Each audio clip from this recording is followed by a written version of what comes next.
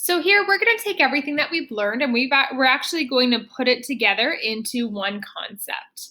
So we are actually going to use just the information about the reactants to actually predict what products are going to be formed. So we're just going to take two chemicals, we're going to combine them together, and using what we've learned so far, we're actually going to be able to predict exactly what's going to form in this case.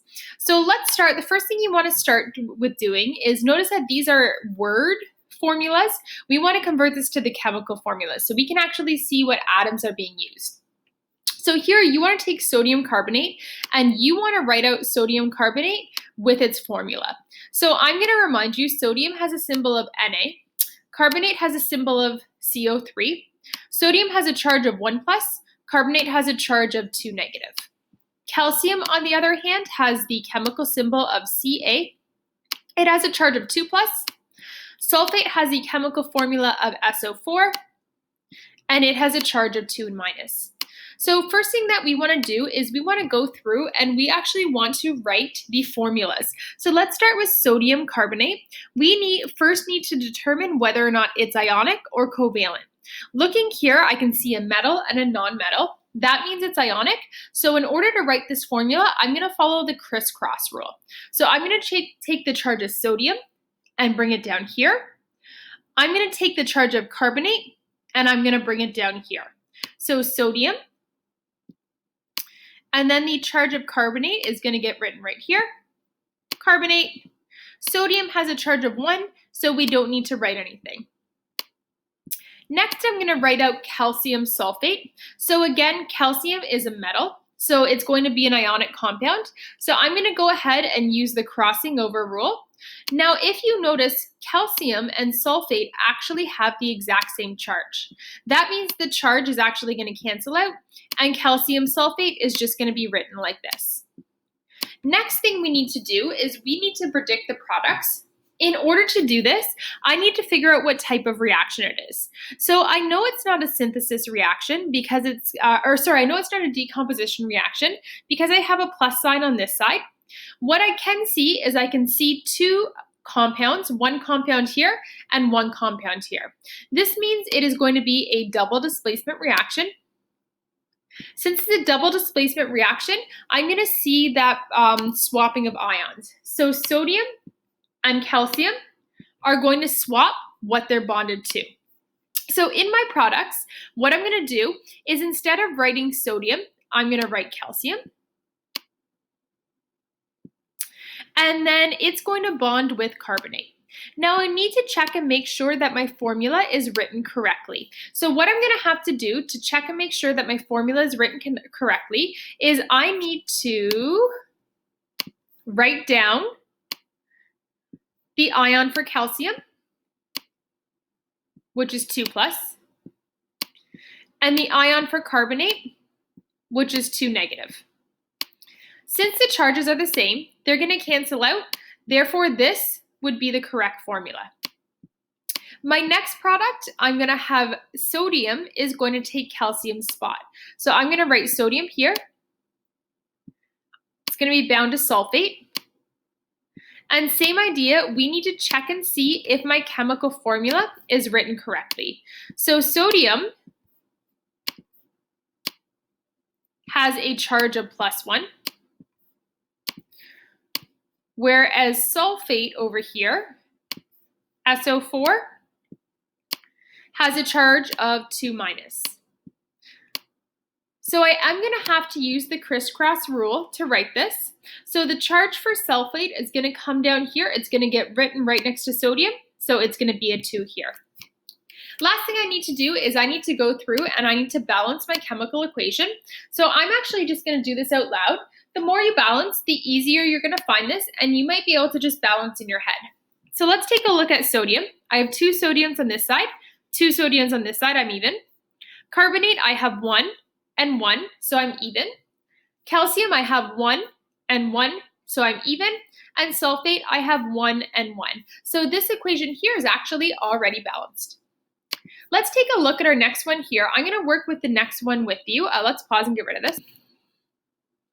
So our trick here is we've got lead and we've got iron 2 sulfate. So let's go ahead and let's start by writing out these formulas. So we've got lead is Pb. If we want to even be more correct, we can include the states, solid. Iron sulfate. So I'm going to need to write out the formula for this. So I've got iron 2. I know the charge is 2 based off the Roman numerals. I have sulfate, which is SO4, with a charge of 2 negative. Since these charges are the same, they're going to cancel out. So iron sulfate would be written like this. And again, if we really wanted to be correct, I can include states. This is a solid. Now, in order to predict the products, I'm going to have to figure out what type of reaction this is. So I see a single element is being combined with a compound. Since I have a single element being combined with a compound, this is telling me that it is likely a single displacement reaction. That means we are going to see the metal lead is going to take place of iron. So that's what we're going to do is we're actually going to have lead and iron are going to swap places. So instead of writing iron here, I'm going to write, let's go back to our right color.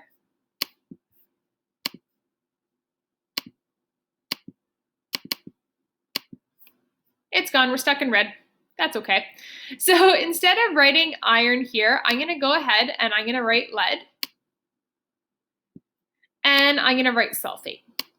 Now again, we want to take a look at the ions to make sure that I've written my chemical formula correct. Here's the trick. Lead is multivalent. So we actually don't know what ion it is. It could be 2 or it could be 4.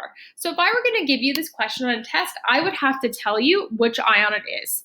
In this case, I'm just going to choose its most common ion, and the most common ion for lead is 2. So since they're both 2, they're going to go ahead and they're going to cancel out. So this formula would be correct. This is a solid. And then we're going to see iron has been displaced. Now when iron is by itself as a solid like this, you don't have to indicate the charge, so you don't have to indicate that it's iron 2. Now I just need to check to make sure I'm balanced. I've got 1 lead and 1 lead. I've got 1 iron, and I've got 1 sulfate and 1 sulfate. So I'm going to go ahead, pause the video. I want you to do the same, and I want you to try the next one on your own. Try sodium chloride. All right, so sodium chloride. Again, to write the formula, I need to look at the ions. So I've got sodium up here is a plus. I've got chlorine is a minus. So sodium chloride would just be NaCl. Now, in order to predict the products, we want to figure out the type of reaction. I only have one thing over here, so that's suggesting to me this is going to be a decomposition reaction. The only option that I really have is in order to allow this compound to break down. So this compound is going to break down into sodium, and it's going to break down into chlorine. Now, since we do have these elements by themselves, I do want to consider if Hofbrinkel is going to come into play. So as soon as you're writing elements by themselves, you want to think about, do I need to include Hofbrinkel in this equation? Sodium is not part of Hofbrinkel, chlorine is. So I need to put a 2 here because chlorine is considered to be a diatomic element. Now I want to go through and balance. I've got 1 sodium and 1 sodium, so that's balanced. But if you take a look, I've got 1 chlorine on this side, and I've got 2 chlorines on this side. So in order to make it even, I'd want to put a 2 here. Now I've got 2 sodiums and 1 sodium.